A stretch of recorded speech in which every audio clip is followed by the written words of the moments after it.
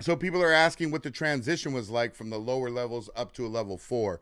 And I've been to a level 2. Level 3 is where, kind of my points stayed for a while. And then when I picked up my shoe term, it went to a level 4. To be honest with you, the transition was not, of course, by my choosing. And when you get there, the structure is completely different. There's two types of level 4 yards, okay? There's a 270 and there's a 180 yard. Level 3s are also 270 yards. That means that the gunner or the gun tower has a 270-degree visibility on the housing unit. So 270 degrees. And then there's a level 4 that's also a 270 degree. It's just with higher classified inmates. Now, the 180 level 4s is a 180-degree angle. So that is pretty much cut in half.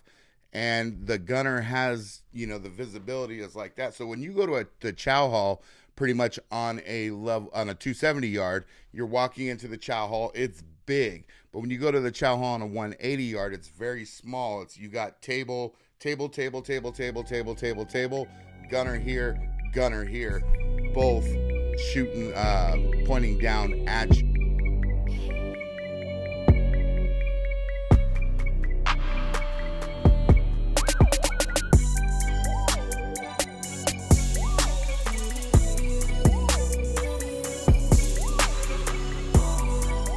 Everybody on those yards, the 180 yards, are mostly lifers. There's not many people who get to those yards who have a date. Because when you're a lifer, you go in there with 25 to life, you pick up a murder beef, something like that, you are going directly to a level 4 180 yard. You have New Folsom, you have Tehachapi, which is one of some of the first behind the walls 180 yards. There's the 4A and the 4B yard. You have Salinas Valley. I mean, there's a bunch of them in the state, but mainly lifers are going there. And so when you're walking up into that yard, not being a lifer, pretty much any celly that you're gonna get is gonna have all day. So that's kind of crazy. But the way that I was a Southsider, so Sureños. So the way that it was structured is you don't have anything to worry about as far as your celly getting jealous that you're going home and he never is. I'm sure maybe with the other races, they might have that little fear because, misery loves company. People don't want to see you rise up or get out because they're never getting out. And so when I got there, it was different. I got off the bus and we go straight into it's a shoe kick out yard. We go straight into a reception type area for the yard until we get our housing unit. We stayed in there for, I think, about a week. Now there's already somebody in there. So as soon as we get there, they want to see your 114, which is your lockup order. Because you're a shoe kick out, so you're coming out of the hole. So it's not a 128G, which basically says, hey, what you're in there for, what you got busted for. This is a lockup order. And I don't see a lot of prisoners that done time in California ever talking about that lockup order. They always like to say, oh, I hoop my paperwork, the 128G. Well, this, which is fine. I ain't never hooped no motherfucking paperwork in my life, but okay, let them say it. But this is a lockup order when you go to ADSEG or to the hole. That is a 114. They want to make sure that you're not coming in there as PC'd up. They want to make sure that you're, on the main line. And the way that works is basically there'll be a homie down the hall and he'll be like, hey, shoot your 114. We'll shoot a fishing line down there, send him the paperwork. He'll come back. He'll be like, what do you need? Shoot me some chenate, some coffee, some sopas, soups, or some chanclas for the shower, flip-flops, and whatever else, a little piece of deodorant, about that big, just so, and a little bit of cosmetics. Now, if your 114 is no good and you shoot it down to the homie, he's still gonna send you some chenate and some soups. He's gonna send you some deodorant. He's going to talk to you like you're his best friend. All right, mucho gusto. Nice to meet you, homie. But once the door's cracked, you're finished. See, because you don't want to raise, if you did some fucked up shit, of course nobody wants to raise suspicions. If I was to be in there and shoot some dirty paperwork down there and the homie gets it and then he just completely shuts up and don't talk to me anymore, well, shit, I'm fucking know that I'm about to get blasted. So I'm going to check in and not be around this cat. But, the homies try to make it feel like it's all good. And if it's all good, you're going to come out and think it's all good, and then you're going to get blasted. A lot of cats come in with paperwork that's fishy.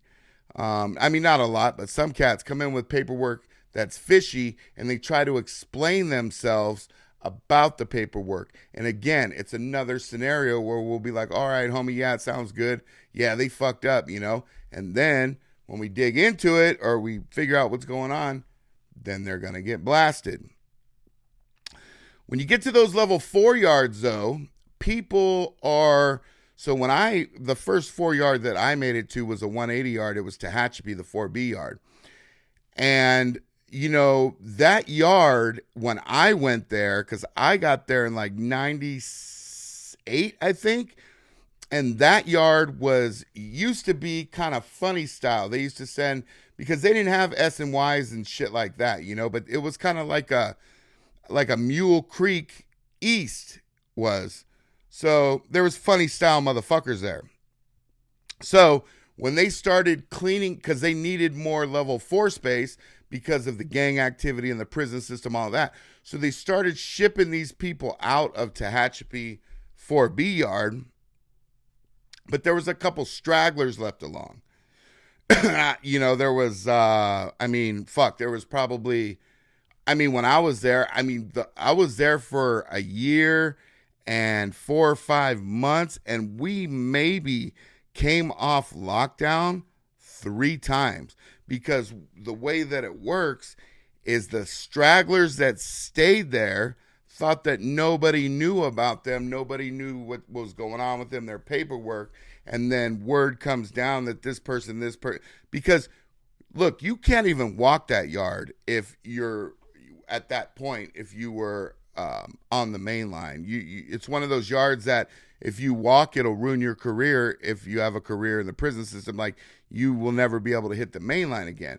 That's like in Chino. If you go to Birch, right, which is where all the PCs go, and the homies find out you were in Birch, then you can never walk a main line again, or you're going to get blasted, because you, at that point, are living with PCs, chomos, all that kind of shit. So if you go there, you're in trouble if you try to come out back to the main line. That's the same as that Tehachapi was. If you lived there for, years and you didn't get off on people that were no good or chomos or, anything like that, then you had to answer to the homies. And that's just prison politics of it, because you weren't allowed to walk that yard. Same with CMC East. Same with a bunch of other prisons in the California prison system. So, like I said, when I got there, mostly everybody was gone, but there were some stragglers left behind. Now, never on the level 4 yard, because people, like, you see Wes Watson come out and say, hey, I programmed on these level 4 yards and cats were getting whacked every day for drug debts and stuff. No, that's not how the level 4 yards work. First of all, if you have a debt, you could get blasted for it. It just depends on what the person wants to do and who you're indebted to. But you need to understand that if somebody gets whacked, they don't open the yard right back up and let you program. I'm hearing that they're doing that now. But back in the 90s, if somebody gets blasted, they're going to slam the yard down until they figure out who ordered it, why it was done, and, the whole situation on it. So they'll keep that entire race locked down. So say if it was a white dude who stabbed another white guy, then the woods will be locked down for the duration until they find out what's going on because they don't know if it's going to escalate into another situation. So they want to make sure that whatever happened was an isolated incident. The same with the homies. If one homie gets blasted, they're going to lock all the southern Mexicans down, the Sureños, until they find out if it's an isolated incident. Now, when I was on the level 4 yard, we didn't have any race riots at the time. All the times that we were getting slammed down was Southside Sureño on Sureño cleaning up leftover trash. And when you get it there, you get it, and you don't walk, and there's no reality check. You're walking away from it. 3 or 4 homies will run up in your cell where the gun tower cannot see you at breakfast time because, see, you don't know. Like, there was an older cat there. I'm not going to say his name. He had been there for like 5 years. He was probably, he was probably, I don't know, 55 years old. I was a youngster at the time. And the homie who had the yard would come and let us know, be like, hey, homie, we're going on a lockdown here pretty soon. They don't tell us who the victim is, what's going to happen, but they're like, we're going to be going on a lockdown here pretty soon, so make sure you get to the store, and whichever you don't get, the other homies will get, and we'll make sure it gets passed out. Well, this cat, they ran up in his cell, and this is how quiet it is 2 of the homies that I worked with in the main kitchen are 2 of the homies that rushed in and killed this dude, okay? But the whole time I was working in the main kitchen and around these cats, it was business as usual. They never said anything about what they were going to do the next morning, but they had known it for weeks because they raised their hands to do it.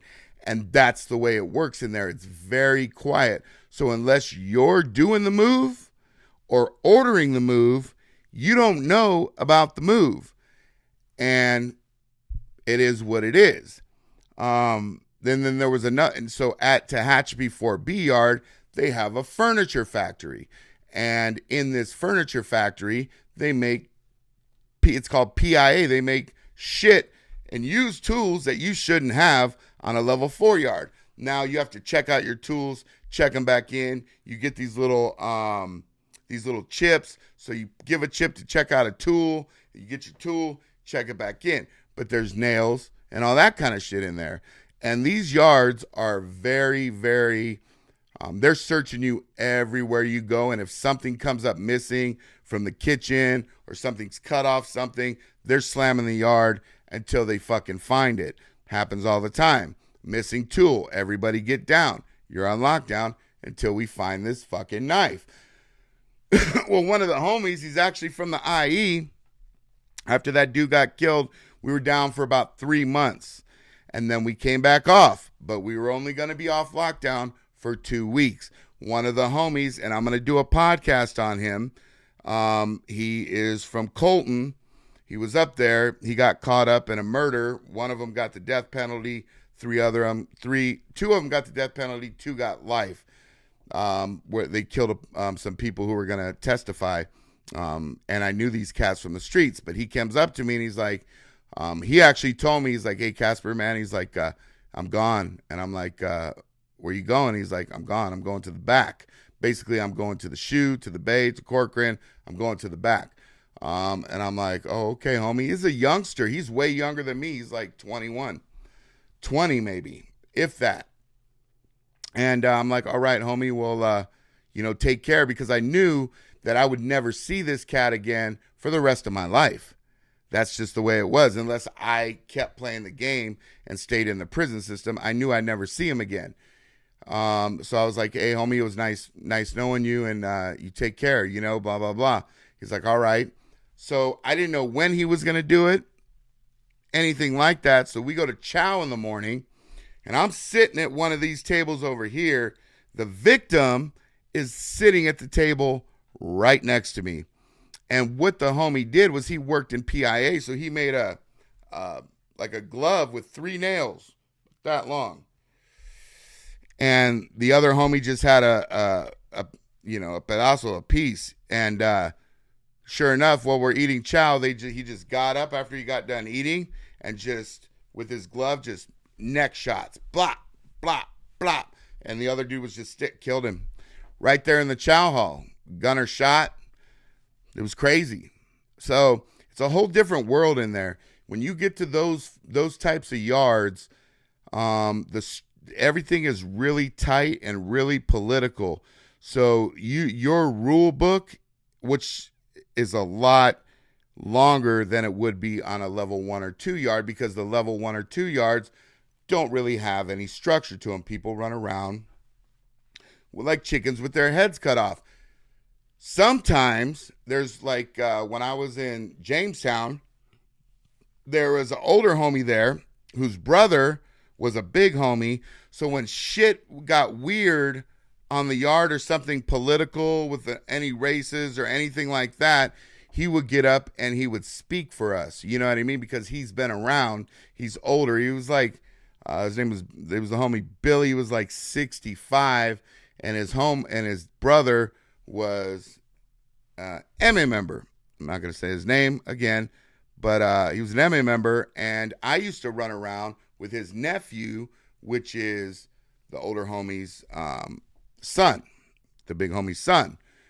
So they would step up, but on the level 4 yards, on the level 1 and 2s, that's about as far as it goes.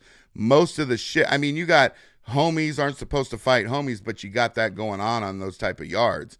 But you're running around doing pretty much whatever the fuck you want to do. You don't get that action once you get up into the level 4 facilities, especially the 180s. Even the 270s are rough. I think Ironwood now is a level 3, so I never been there, but the 270s are rough, but definitely not as rough as the 180 yards, which would be like Pelican Bay. And then, what we would do is I've never hooped any type of paperwork, but I've had to hoop knives, and it's mandatory. Each cell on a 180 yard has got to have a piece. It is mandatory, because any fighting done on that yard is not done with fists. It is done with knives and knives only. So the homies would stash them on the yard. That's why you constantly, if you ever watch these videos, you see the cops, they're out there with metal detectors before they even release yard, especially if they feel that there's tension in the air. My first cellie there was Little Boy from Van Nuys Boys. Not from Pacoima. He's a good homie. I talked about him in a podcast before, but then I ended up going in with one of my homies that was doing life. And he's probably still there. I haven't checked on him, but I told him one day I would tell a story. I don't know. I did a podcast. I don't know if I told it yet, but it was Raymond Banda. Look him up. Raymond Banda from Corona. And I stayed in there. He was my cellie the whole time. And, he was a good homie. And, when I left, he wished me luck. And no type of stuff like where I had to worry about I'm sleeping, this fool's gonna hate on me. It doesn't work that way. The tension in the air, though, it's really fucking wicked. It's like it's a war zone. You could feel it just by the stares and the way that people carry themselves, by their body language, by the grouping, because it's 2 to a group on those yards. So like the 3 yards, like 3 to a group. I think it was 3 or 4. So if you're walking around the track, because that's basically what we do, you walk around the track, and if you got 5 people in a group, you'll hear the big intercom say, nope, 3 to a group or 4 to a group. So you got to back up, because you're not allowed to group up, because that's organization. And then towards like the end of my term, they stopped wanting you used to get written up for doing push-ups, because the inmates were just ripped and yoked, and they would overpower the guards. So they made it an issue that you were not allowed to do push-ups. If you get caught, you get a 115.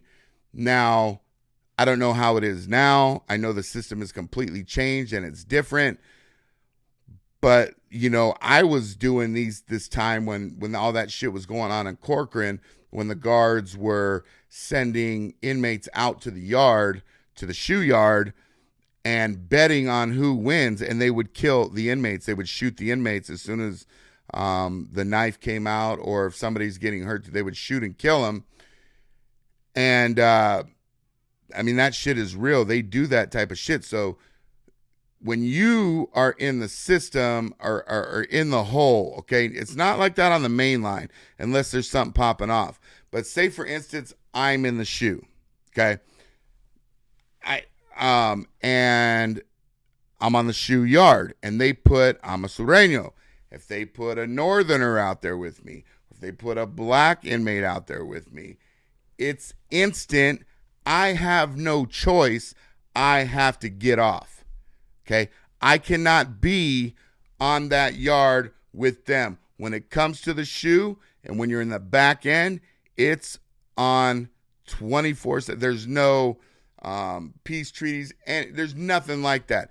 If you're in the shoe and they put a black inmate on the yard with you, you have to get off. Okay?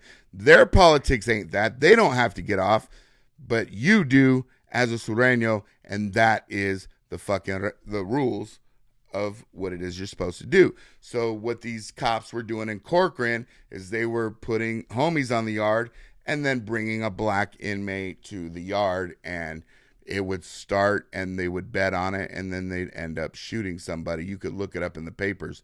It was pretty crazy shit. You know, and then I have another story I'll tell you about when they killed Blanco from 18th Street at Pleasant Valley, who was about 2 weeks from going home. I was there. It was crazy. These, you know, and you run into a lot of, like, the cops that are on the 180 level 4's. They are very, very, very respectful because they know that they're overpowered, and people on those yards have absolutely nothing to lose. If a cop disrespects one of the inmates, one of the homies, it doesn't matter what race they are, that person is going to do something to the cop. It's just the way it is. And so they're very respectful. We give them the same amount of respect that we can while they're doing their job, which, of course, their job is to catch us doing or with anything that they can. And if you get caught with a knife, if you get caught with wine, anything like that, some cops were cool. They didn't trip on wine. But if you get caught with a knife, you're getting a DA referral.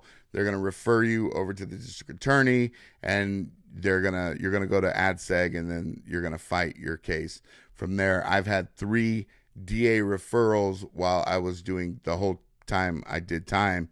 And I never got convicted of any of them, though, because it was just the DA never picked them up. So they have to have a sufficient amount of evidence to be able to prosecute you being in prison. Like, you have literally got to have whatever it is on you. If it's in your cell, you can be like, I didn't know it was there, and they really don't want to pick it up. Now, if you're one of those high-profile inmates that they want to lock up in Pelican Bay on an indeterminate shoe, or if you're a validated gang member, basically what that is say, for instance, if you're an MA member or an NLR member, you have to get 3 validation points in order to be validated. And once you're validated, they ship you to Pelican Bay, and then you're in the indeterminate shoe.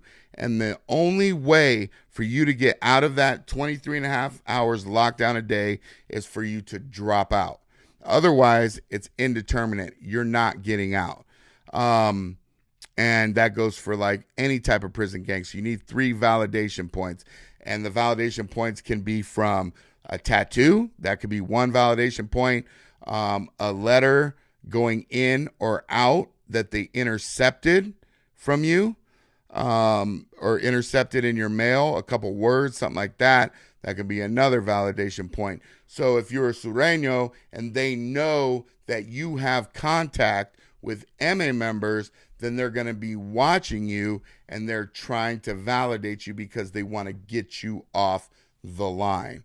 They do not want you out there programming whatsoever with the other inmates, because if you have contact with these guys, with the bigger, higher ups, then basically what happens is they work through you. So you are able to get messages and make things happen on the yard. So if there's somebody on the yard that is not supposed to be there, the word or the kite is going to come to you, or it's going to come to one of your people on the streets. They're going to figure out a way to get the wheelie in, which is the little teeny kite, and that person's going to get hit, and that's the way that it works in there. So most of these people that are getting blasted or done in on the yards, that's coming from high above. It's usually not something that actually happens on the yard. It has to be called, unless it's obvious and he's a child molester or something like that. Then, that's going to happen on site.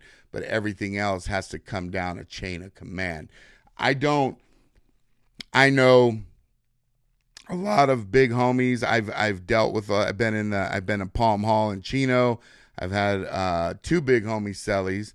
I'm not going to mention any names or anything like that. I'm over that shit, and I'm not going to be that guy who sits there on the podcast talking about shit that he shouldn't be talking about, because I know that I was able to straighten my life out, have a family and kids now, and that is none of my concern. Although people do find it interesting, it's a world that I just don't want to jump in, because nobody, and I repeat, nobody is untouchable. Okay, you can see it. People get on social media and they end up getting caught up because they are not abiding by the rules set in place. And if you're saying shit that you're not supposed to say, they will send somebody out and they will find you.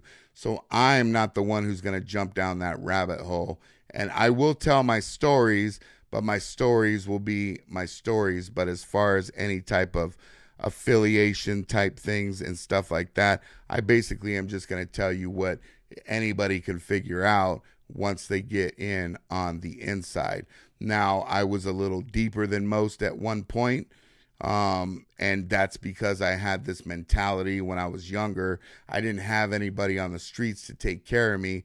And when I was younger, I had this mentality like, hey, this is where I'm going to be for the rest of my life, so I might as well try to be somebody. I didn't, but I realized, later down the line that this isn't the life that I actually wanted to live. Now, basically what I try to put out there is positivity. But if I do see prison creators out there speaking, lying, or telling, fake stories, I'm quick to call them out, because I believe that honesty is going to be the best policy. When you're talking to somebody, you don't have to front or lie about anything, because nobody's impressed by that. If you have good conversation to share, and if you have positive vibes to share and put out there, then people will listen to you. But if you jump out there and try to manipulate people thinking you were somebody that you actually never were, then, a lot, or at least people like me, are able to see through that. But as far as the transition, it was kind of trippy. It was trippy because once you get up to those yards, you don't come down usually.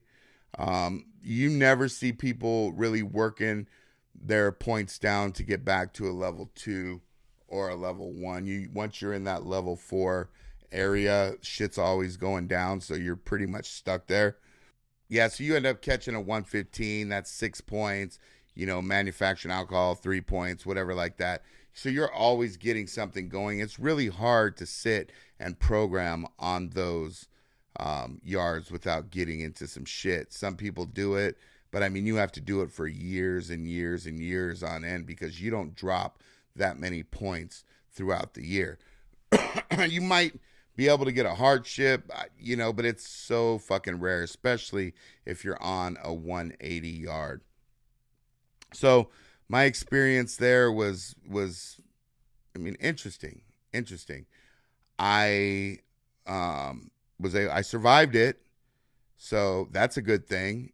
But you have to be really, when you're coming in like I did without any type of you're not a lifer or anything, you like worked your way up, you know, people expect you to be that same person when you get there. So, you know, it's a little rough instead of going straight there, because, you know, all the homies will ask you, they'll be like, how much time you got, you know? And I'm like, man, I'm going home in fucking a year and a half. You know what I mean? I'd already been down for 3 years. They're like, all right, you know, but most of the people that I'd see come up there be like, how much time you got? They got all day. Single life, double life, life without, fucking life plus 250 fucking years. Almost everybody there is for murder. Everybody in there for murder on those 180 yards. They're all killers. You know, each person has their own story. Each person has their own circumstance. But believe me, every single one of them up there got picked up mostly on a hot one. And they're doing life, and they're never, ever, ever, ever getting out. So, it's different. So for, you know, the comment I got, wanting to know how the transition was, it is what it is, I guess. That's what you have to say. But I will tell you this, there's no place that you want to be. You know, the worst part about it is you feel you could put yourself easily in a position where you feel comfortable there and that you don't mind staying. You know, the homies are tight. Everybody's good. Everybody's cool. But eventually your number's going to come up and you're going to have to put in some fucking work. And that's the position that you don't want to be in. And that goes with the level, depending on the level 3 yard, that depends there, because there's certain scenarios that you get put in to where you have no choice, and neither does the homies. I picked up my shoe because I had no choice. And, you know, I didn't want to make this podcast too long, but I'll kind of explain what it is. So, you know, we were in the building, me and my celly, and it's about 10:30 at night. And it's 10:30 at night. Everybody's quiet. It's quiet time. We're trying to sleep. And a neighbor of ours, called him Lotto, this is as far as I'm going to say, is just beating on his door, trying to call the cops, you know, to his cell, complaining about something. So me, I get up in my vent, and I'm like, hey, Lotto, hey, you need to slow that down. Us and the homies are trying to sleep. We got to go work in the morning. Me and my celly worked in the main kitchen. Lotto jumped back into the vent, and he said, fuck you, motherfuckers. This, that, you piece of shit. I'll fuck you up. I didn't say nothing else. I just looked at my celly. My celly looked at me, and he's just like, fuck. Because we knew what we had to do. And you got to understand that this conversation that I had with Lotto ran through the entire ventilation system of this half of the building. So all the homies heard it. Every single one of them. And the ones that didn't hear directly of how it went down, you better believe within the next hour, the whole building of homies knew what was going on. So we already knew we're going to the hole. So we packed our shit, took some shit that we were going to take to the back end, to the shoe, because we already knew we were going. We had to hoop some shit, because that's what it's like in prison. It's the only way to get it back there. And so after we did that, we put all of our shit where it needed to go. There was an older homie on the tier. We didn't expect him to get involved in anything. He was from Sanford. We took our radio, all that shit, left it behind for the homies, gave it to him, walked out of our cell. That dude, Lotto, was already gone, like fast, out on his way to chow. We dropped the stuff off to the homie. He said, all right. 5, 6 other homies came up. They knew what time it was. Everybody was strapped. And we did what we had to do. And we ended up in the hole. So those are situations. Like, I didn't jump in the vent in order to start shit. I jumped in the vent just to have him quiet down because I was trying to get some sleep. But once he came back, there was no way that I was able to ignore what he said to me. Okay? He disrespected me. I couldn't get off my go lay back down and be like, okay, and just expect that there's going to be a fist fight or something. I couldn't ignore that. Not only could I, and the main reason that I couldn't, well, first of all, I mean, at the time I was like, I wasn't with it. And the second reason is because all the homies heard it. So if I was to ignore that, me or my cellie, then we would have got dealt with. Because those are the rules. That's the structure. That's the way things work. Whether you like it or not, you go against them and you will get dealt with. You go against the grain, you will get dealt with. So those are situations where no matter how good, because we were programming on that yard for a minute. This is a level 3. We were programming for a minute and we had it made. I mean, we had it made. We had good jobs. We were chilling, kicking it, having a great time. But that happened. And we instantly knew that our programming on that yard was over with. We were leaving. And that is the rules of the yard. And you can think and people can sit and say that, man, I would have went against the grain. I wouldn't have fucking done anything. But that's where you're wrong. Because you would get dealt with. Okay? There's no tough guys there. You ain't tough. A lot of people saying how hard they were in the prison system. But what makes you, like our car, for one, what made us tough like we were is, number one, we were always on our toes. We never, ever left our cells without shoes on. We never walked in the day room with shower shoes. We worked out every single day because we were always ready for war. And that's what happens in there, and that's what you got to do. And you are not going against the grain, because if you do, you will suffer the consequences. So that's it. Sorry, guys, I look like shit today. I just got back from the gym, threw on this shirt and hat, and had to get this podcast out because I wanted to answer that comment that was left on my last video. So my face is all red, whatever. But that's the way that things work on the inside, going from level 3 to a level 4. So anyone out there woofing that stuff, the high power cats, always remember this. They don't talk. They do not talk.